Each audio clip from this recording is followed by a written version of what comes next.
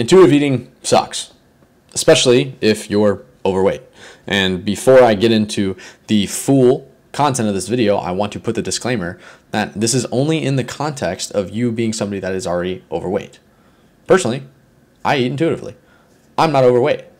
But if you're overweight, you shouldn't eat intuitively, because eating intuitively is likely why you're overweight. Okay? Now, if you're looking for a reason to believe me and you want some context on who I am, my name's Joe Joheim. I'm the co-owner of defaultkings.com. I've worked with over 500 guys. I've personally been in the weight room for almost a decade now. I'm a former college athlete. I'm a former college strength and conditioning coach. I've been mentored by some of the best performance enhancement specialists in the world. Okay? I understand this very deeply. Okay? I see this every single day with clientele. Okay? And I have notes, but you don't get to see them. I get to see them. They're right here. Okay? So, note number 1 for why intuitive eating sucks, especially if you're overweight. You are not a person capable of eating intuitively. What do I mean by that? Okay? What I mean by this is if you're somebody who's overweight, there's a very strong possibility that you did not track your calories, that you did not eat the proper amount of protein, that you did not hydrate properly, that you do not move enough, that you do not sleep right. There's a long list of things that you need to do to be a generally healthy person who has normal functioning hunger hormones that can therefore trust those hormones and actually eat intuitively to the point of maintaining good health. Eating intuitively is not a beginner skill set when it comes to health and fitness. It takes time.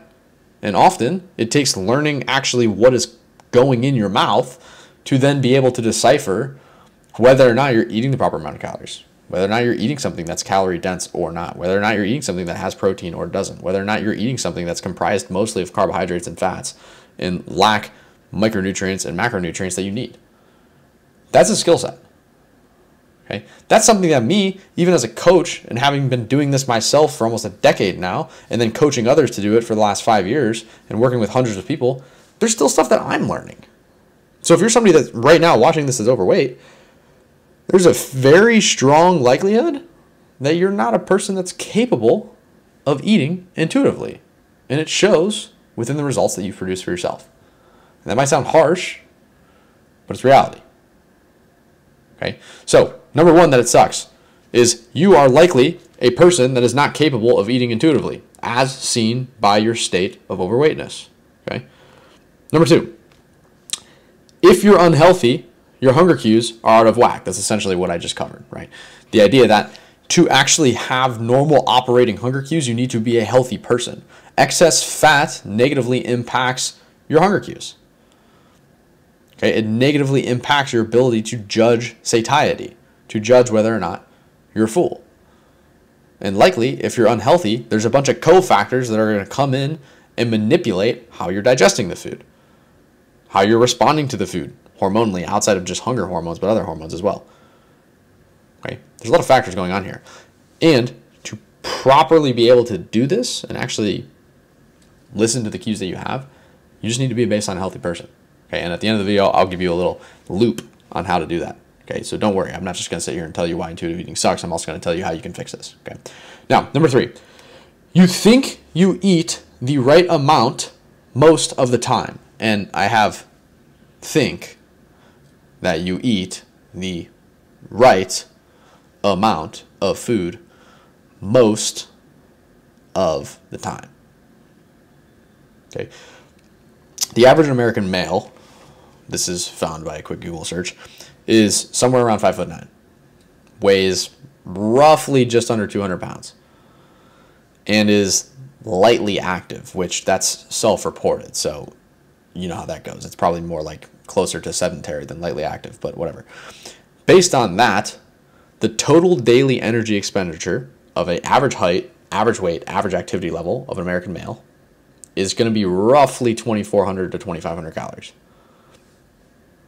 Averages. Obviously, if you're a taller guy and a heavier guy, that's going to go up. If you're a more active guy, it's going to go up. Or it could go the opposite way if you're smaller. Okay? But that's on average. Okay?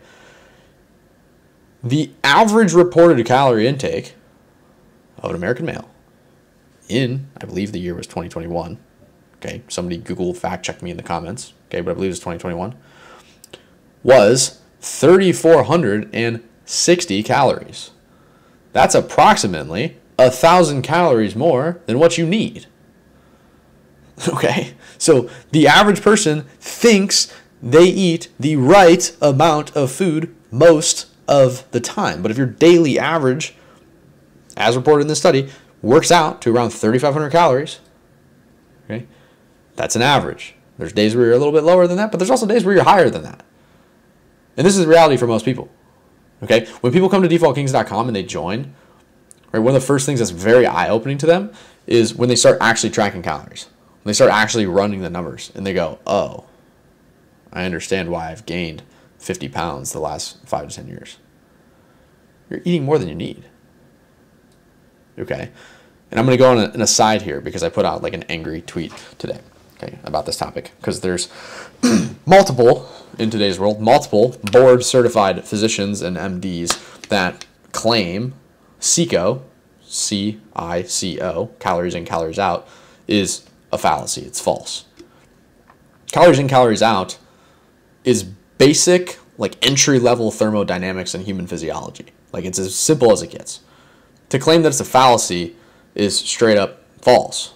Okay, so it's different to proclaim that you don't need to count calories. Okay, that's one statement, proclaiming you don't need to count calories, which I'll get into that in a little bit. It's kind of the topic of the video, right? And there's also the statement that calories are fake or calories aren't real. Those are two separate statements. Okay, you cannot count calories and still manipulate your body weight. And when I say manipulate, I mean just make it go up or down. You can make it change. You can not count it and make it manipulate. Make your body weight manipulate. But the reason that it's manipulating is because you're still going to be in a calorie deficit, meaning your weight's going to drop, or you're going to be in a calorie excess, meaning your weight's going to go up. Okay, but it's still caused by the calories. Just because you're not counting the calories doesn't mean it's not caused by them. It's still caused by them. Okay, then you have this party crowd over here that tries to say calories aren't real. It's obviously not the case. It's still the biggest indicating factor of how you're going to manipulate your body weight, either up or down. There's other factors that go into it, hormonally, things like that. Right? There's other factors. Medication is one for people that are medicated for certain health disorders and things like that. There's also diseases and genetic predispositions and things like that. But for 99.9% of the population, calories in, calories out is going to be the biggest determining factor in whether or not that scale moves up or down. Okay? So there's that. That's my side. Anyways, bringing it back in. Okay? You think you eat the right amount most of the time. The reality is you probably don't, especially if you've never tracked it. Okay, so here's the way out. Like I said, I'm not just going to sit here and crap on intuitive eating. I'm also going to tell you how you can get out of this, because if you're somebody that's overweight right now that's eating intuitively and you're still overweight, okay, chances are eating intuitively is not the way that you're going to become not overweight. What is the definition of insanity? Doing the same thing repeatedly and expecting a different result. Okay, so here's the way out. Okay, number one. Nobody gets fat if they accurately track their calories and weigh themselves. Now, big thing here is accurately track your calories, because some of you might be listening to this and you're going to say, I've tracked calories before, Joey. I'm still overweight. Okay, so you can track calories wrong just because you're doing it right, of course. Okay, if you track 4 ounces of beef as 8 ounces of beef, you did it wrong. You're going to get a wrong calorie calculation, a wrong protein calculation. You do have to do it right. Okay, so to do it right, you need to track literally everything to a T. How do you do this? You get a food scale. It's like $15, $20 on Amazon. Get it. It's fine. Okay, write it off if you're a business owner. It's fine. Okay, get a food scale. Track it accurately. The things that people miss most frequently are cooking oils. So if you're putting something in a pan with olive oil, you need to track the olive oil. Technically, yes, some of it cooks off. I understand. Okay, but you'd rather account for it. And let's say you put 120 calories worth of oil in the pan and you cooked off 60 of it and it was actually only 60 calories. Still track it as 120 calories because at least you gave yourself a buffer now. Okay, so what if we're a little bit under? Especially if you're overweight. You have calories that you can afford to lose. Okay, let me make sure my mic's not dead. Okay, it's dying, but it's not dead. Okay, so cooking oils, condiments, and salad dressings. So condiments, things like mayonnaise. People will put on a sandwich and they think it's not calories. It's comprised of mostly fat, essentially all fat, pretty sure. Okay, that's calories. Salad dressings. You're putting the ranch and the Italian dressing on your salads. Next thing you know, you put 4, 5, 6, 7, 8 tablespoons of that stuff on your salads. Your salad just went from a very low calorie, filler side to essentially a whole portion of a meal that's multiple hundred calories. Okay, so cooking oils, condiments, and salad dressings. Third thing is beverages. Okay? People miss beverages all the time. Check your drinks, especially if you're buying something in a store, right? It'll have a nutrition label on it. Check it. See how many calories is in it. Okay. Ideally, you opt for something that's 0 calories the entire time that you're trying to do this calorie counting and lose this weight. Yes, that means getting the diet sodas and the diet beverages and the artificially sweetened beverages. I'm not even going to go on an aside because that's a whole separate YouTube video I could make, okay, on why being overweight is worse for you than drinking diet soda, okay? Anyways, so you need to accurately track your calories, and then additionally, you need to weigh yourself, okay? Because here's the other thing. If you tracked calories before and it didn't work, you probably weren't tracking it correctly. And the other factor that you need to consider is you need to weigh yourself daily because you need to actually see if you are in a calorie deficit, because most of the time people find their calorie goal from an online calculator, right? Or even coaches prescribe their calorie goals to clients from some sort of a calculator, or they have some sort of calculation that they run. But ultimately, these are still just calculations. It is still theoretical. Right? It's not to a T. The only way to get your actual calorie needs to a T would be taking you to a lab somewhere, wiring you up, spending lots of money and lots of time to get it to a T, and then even then your metabolism is malleable. Right? It's going to vary. So even then we're going to be finding an average. One thing that never lies, though, is the scale. If you're in a calorie deficit, you will lose weight. If you're in a calorie excess, you will gain weight. If you're at caloric equilibrium or maintenance, you will stay the same weight. So you need to weigh yourself every single day and make sure that you're actually dropping weight. Okay? If the number on the scale is not dropping, you are not in a calorie deficit. You need to lower your calorie goal. Whatever it's set for currently, it ain't working if the scale ain't dropping. Cut the calories.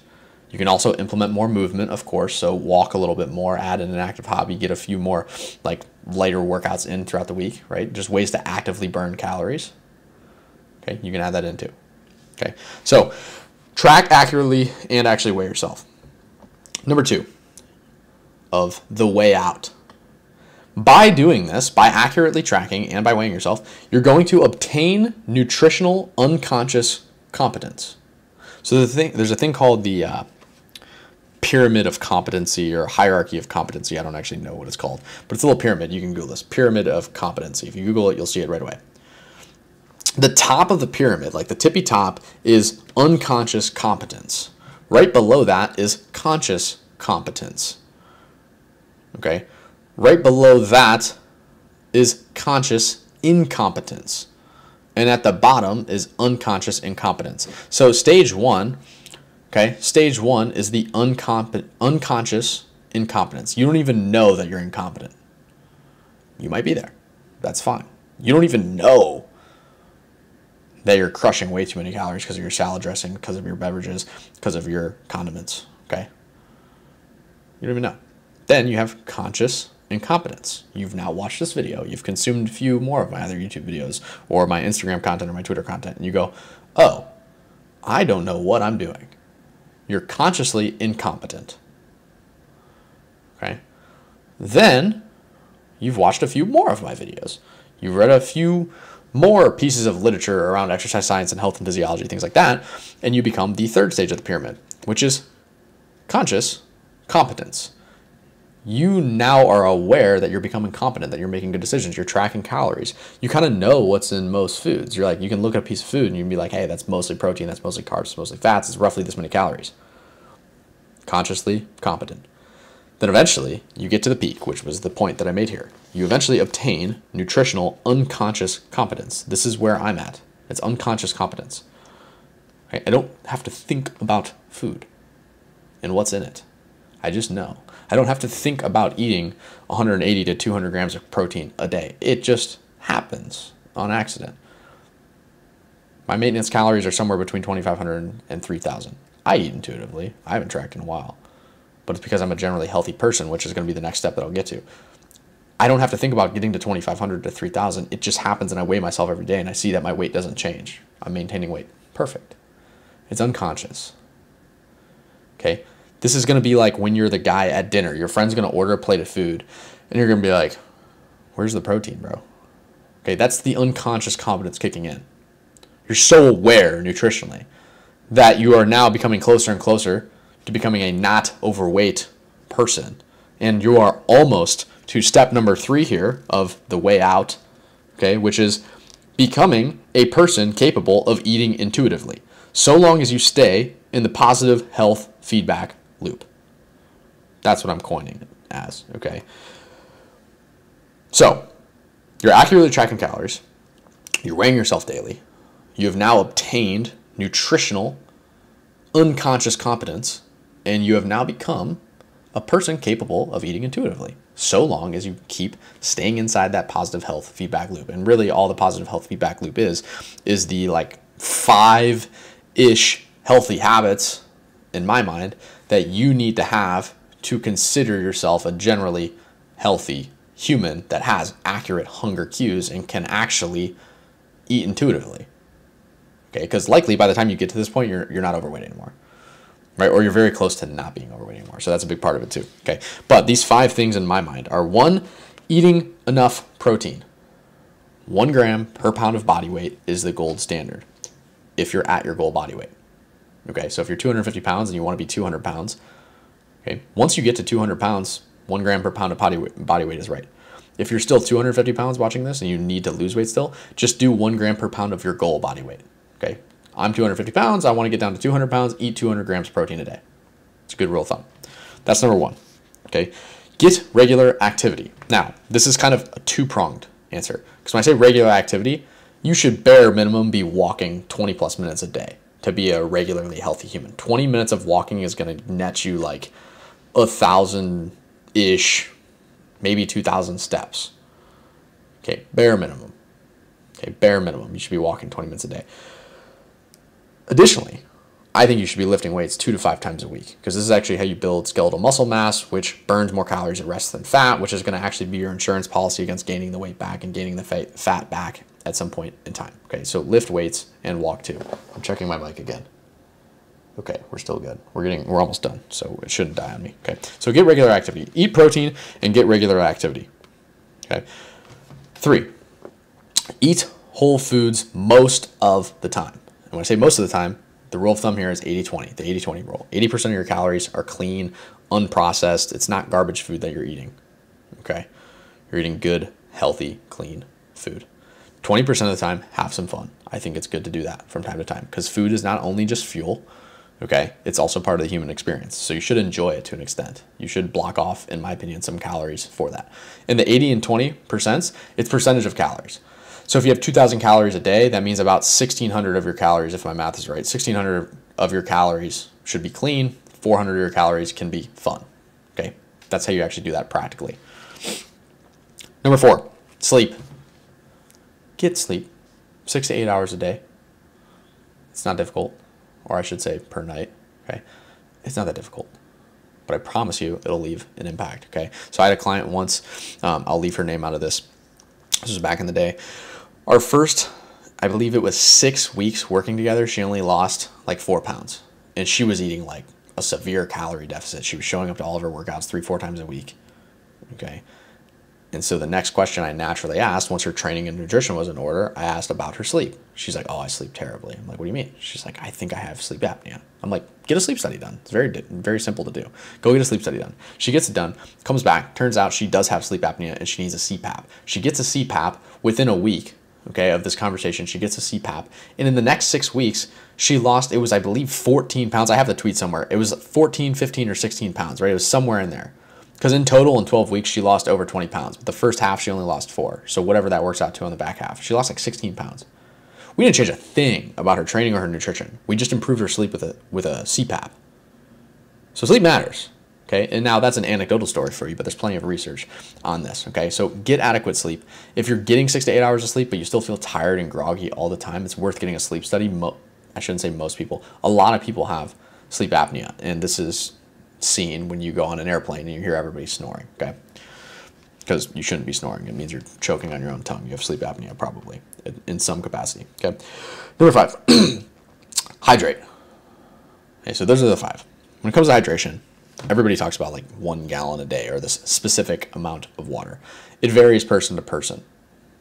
Okay, varies person to person how much you need.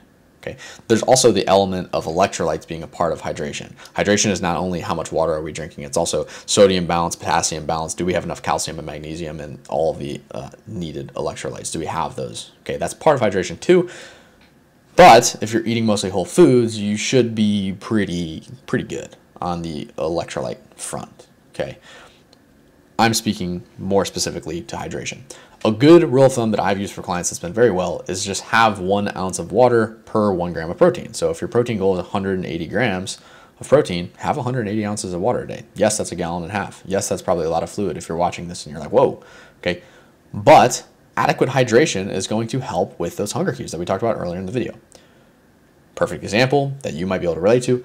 Most mornings when I wake up, I'm really hungry when I wake up. But I go downstairs, I get myself a big glass of water. I have a little bit of bone broth with some salts in it. And yes, bone broth has some calories and some protein in it, but I have 8 ounces. It's like 50 calories and 9 grams of protein. That's not going to satiate me, okay? That's not the reason I become satiated. But after I have that fluid and I get those salts in my system, I don't usually get actually hungry for breakfast until 2 or 3 hours later, okay? I promise you it's not the 50 calories and the 9 grams of protein in the bone broth that's satiating me for 3 hours, okay? I usually eat 50 to 70 grams of protein a meal, and I eat every 3 to 4 hours. So it definitely wouldn't do the trick, okay? It's the fluid and it's the actual electrolytes that are coming that are going to regulate these hunger cues. Okay, so that is your little wheel of fun that you need to stay in if you want to continue to be a person capable of eating intuitively. Eat the proper amount of protein, get regular activity, eat whole foods, sleep, and hydrate. Okay, so that's why intuitive eating sucks, especially and specifically if you're an overweight person, and this is also how you become capable of being a person that can eat intuitively.